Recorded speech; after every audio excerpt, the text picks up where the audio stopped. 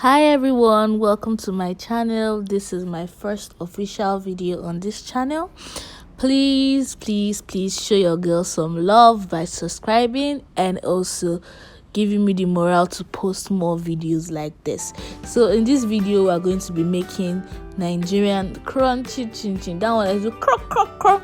So if you're ready, then let's go. The ingredients I'm using for this recipe is flour. This is about 1 kg of flour, sugar about a cup, my egg, I use just 1 egg, milk, baking powder, salt and nutmeg, my baking butter, and of course my vanilla flavor. All the measurements will be in the description box below. The first thing I'm going to do is mix all my dry ingredients together: my sugar, my flour, my baking powder, nutmeg, and my salt. And it's always important to sieve your flour to remove any insect or object that is not supposed to be in it. After that, I'm going to give it a mix, mix all the dry ingredients together. And then the next step is to add my baking butter. This is about 125 gram. That's like half a sachet of the normal baking margarine, and I used Hano for this particular one. The next thing, I'm going to mix everything together until it becomes crumbs. Well, I couldn't show you guys thoroughly because I was using my other hand to video.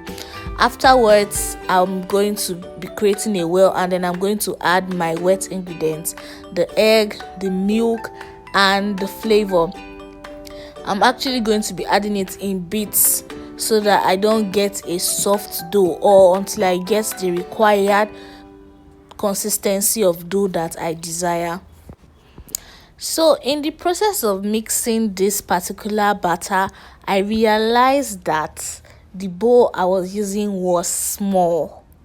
Like, I really thought I could make it work, but it was really small and it was not very easy to work with. So I transferred it to the surface, to my working surface, to knead it, and then I had this consistency.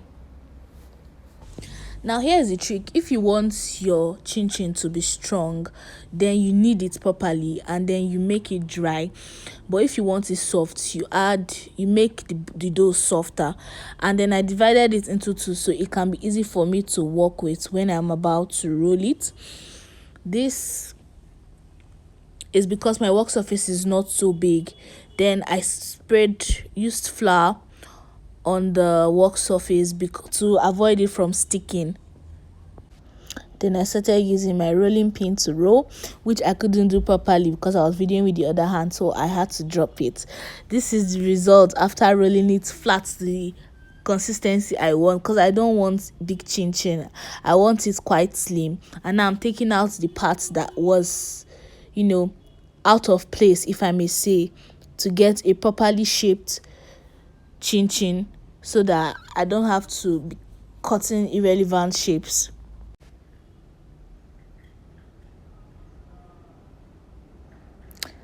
So after cutting out all the shapes, I got this size, and this is what I actually wanted, equal parts or to some extent. Then I used my pizza cutter. It's actually easier to use your pizza cutter to cut chinchin because knife takes a lot of time, but this one just goes whoop whoop whoop, and it's quite affordable. At least, maybe 1.5 or so in the market now that things have gone up.